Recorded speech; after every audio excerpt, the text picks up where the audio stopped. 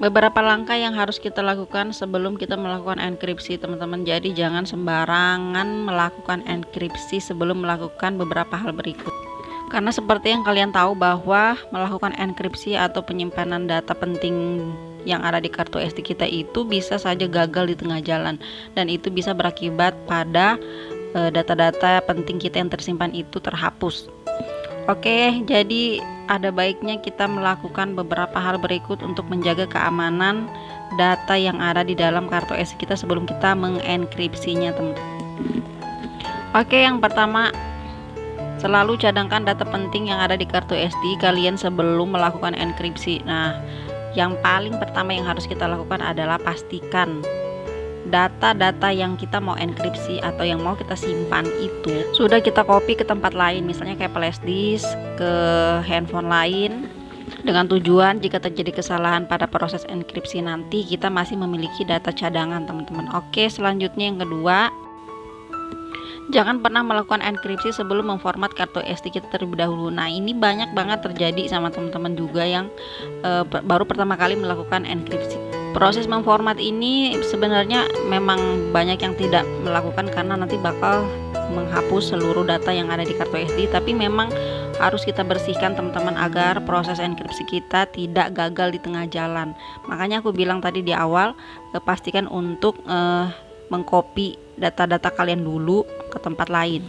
Kemudian selanjutnya adalah pilih metode enkripsi yang tepat seperti enkripsi perangkat keras dan enkripsi perangkat lunak. Ini perbedaannya itu terletak pada proses enkripsinya, teman-teman. Misal kayak perangkat keras itu kita biasanya menyimpannya di drive menggunakan chip, kemudian memasukkan sandi. Nah, kemudian kalau yang proses enkripsi perangkat lunak ini biasanya dia berupa jadi kayak bentuk algoritma matematika, teman-teman. Jadi orang lain itu tidak bisa membacanya. Oke. Cuma banyak juga yang bilang bahwa menggunakan perangkat lunak ini kurang aman. Jadi banyak yang menggunakan versi yang perangkat keras, tapi itu kembali ke pribadi masing-masing ya.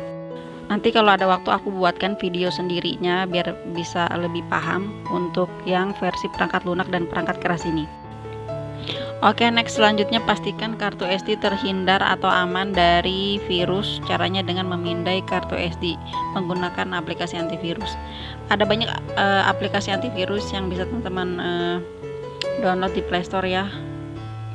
Jadi untuk memindainya dulu sebelum melakukan proses enkripsi itu sangat penting biar nggak ada virus-virus yang akan merusak proses enkripsi nanti saat berlangsung.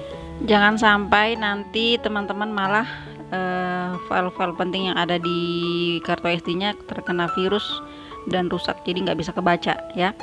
Oke, selanjutnya, nah yang namanya enkripsi kita tidak lupa yang namanya memasukkan password ya. Gunakan password yang kuat yang tidak mudah ditebak, teman-teman. Dan pastikan teman-teman mencatatnya di tempat lain untuk berjaga-jaga kalau nanti next teman-teman kira-kira lupa gitu, jadi bisa ingat lagi, oh ini kata sandi yang aku masukkan. Karena biasanya dalam proses enkripsi itu kita diminta untuk memasukkan beberapa langkah, yaitu berupa kata sandi. Jangan sampai begitu teman-teman ingin membuka enkripsi teman-teman lagi, datanya nggak bisa kebuka karena teman-teman lupa kata sandi yang teman-teman masukkan. Oke, itu dia beberapa langkah yang harus kita lakukan sebelum melakukan proses enkripsi. Enkripsi kartu SD masih jadi salah satu cara aman untuk menyimpan data-data penting kita, teman-teman, agar tidak mudah diakses oleh orang lain. Karena zaman sekarang yang sudah serba digital, ada banyak banget orang-orang yang tidak bertanggung jawab yang bisa dengan mudah mengakses kemudian membocorkan informasi penting kita. Oke, thanks for watching, semoga bermanfaat.